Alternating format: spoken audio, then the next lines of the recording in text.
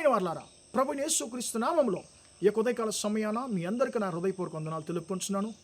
ఈరోజంతా కూడా మీరు చేయబోయే అన్ని విషయాల్లో దేవుని హస్తం మీకు తోడయుండి మీకు జయాన్ని కలుగుజేయును గాక. కీర్తన గ్రంథము 91వ కీర్తన 11వ వచనం ఇలా సెలవిస్తుంది, నిన్ను గురించి తన దూతలను ఆజ్ఞాపించును అనేటువంటి మాట. ప్రియులారా, దేవుడు తన దూత ద్వారా జరిగించేటువంటి క్రియలను మనము గత రోజుల్లో ధ్యానించుకుంటూ వస్తున్నామండి.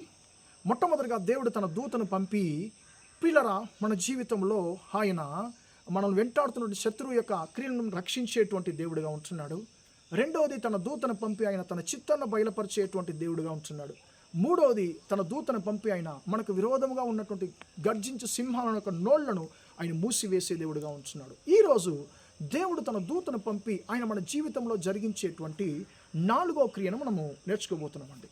మొదటి రాజుల గ్రంథము 19వ అధ్యాయంలో ఏలియా అనేటువంటి ప్రవక్తను చూస్తున్నామండి. ఈ యొక్క ఏలియా మామూలు వ్యక్తి కాదు, ఈయన గొప్ప ప్రవక్త. ఆకాశం నుంచి అగ్నిని ఆయన దింపి యెహోవా జీవము గల దేవుడు అని చెప్పి నిరూపించినటువంటి ఒక బలమైనటువంటి సేవకుడు. వర్షము మంచు కురవకుండా యెహోవా నామము పేరట ఆకాశాన్ని ఆయన బంధించినటువంటి ఒక గొప్ప ప్రవక్త. అలాంటి గొప్ప ప్రవక్త ఒక సందర్భంలో ఆయన సొమ్మసిల్లిపోతున్నాడు. ప్రియులరా, అప్పుడు ఆయన అరణ్యంలో తన ప్రాణాన్ని కాపాడుకోవడానికి ప్రియులరా ఆయన పారిపోతున్నాడు. ఆయన అంటున్నాడు, అయ్యా ఇంత మటుకు చాలు, నా ప్రాణాన్ని తీసుకో, నా పితరుల కన్నా నేనేం మంచివాడిని కాదు అని చెప్పి ప్రియులరా ఆయన చావగోరి ఆయన ఏం చేస్తున్నట్టు ఒక స్థలంలో ఆయన పడుకొని నిద్రపోతున్నాడండి. అప్పుడు దేవుడు తన దూతను పంపి, మొదటి రాజుల గ్రంథం 19వ అధ్యాయము 5, 6, 7 వచనాల్లో మనం చదువుతున్నాము. దూత అంటుంది, నువ్వు లేచి భుజించయ్యా అని చెప్పి అంటున్నాడు.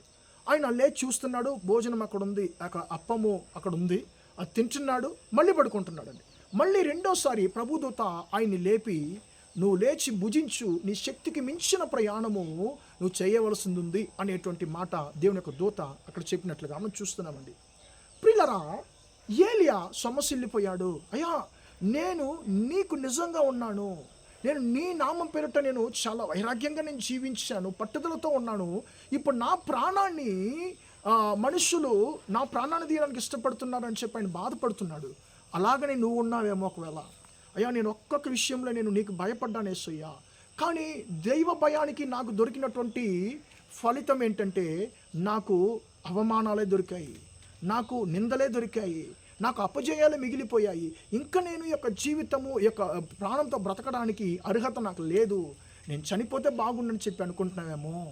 ప్రియులరా, అలాంటి పరిస్థితుల్లో ఉన్నటువంటి ఏలియాను దేవుడి యొక్క దూత బలపరిచినట్లుగా ఈరోజు దేవుడు తన దూతను పంపి తన మాట ద్వారా నిన్ను కూడా బలపరుస్తున్నాడు.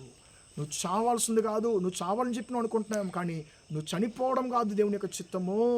నువ్వు ఇంకా నీకు శక్తికి మించిన ప్రయాణం చేయాలి, ఇంకా చాలా దూరం నువ్వు ఇంకా ప్రయాణం చేయాలి.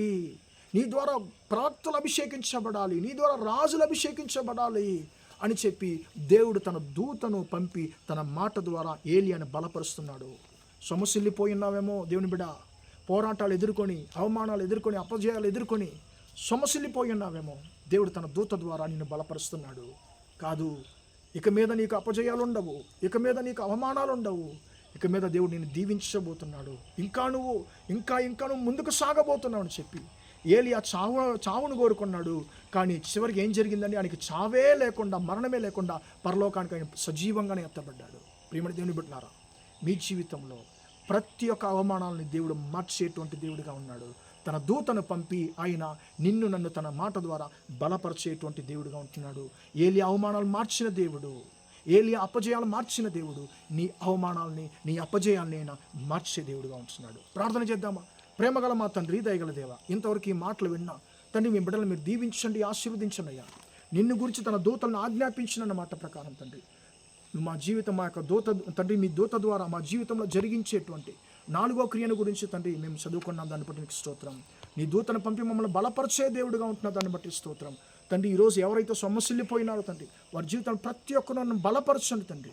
నీ దూతను పంపి బలపరచండి, నీ మాట ద్వారా బలపరచండి తండ్రి.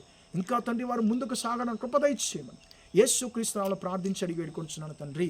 ఆమేన్, ఆమేన్. ప్రియులారా, దేవుడు మిమ్మల్ని దీవించి ఆశీర్వదించును గాక. Praise the lord.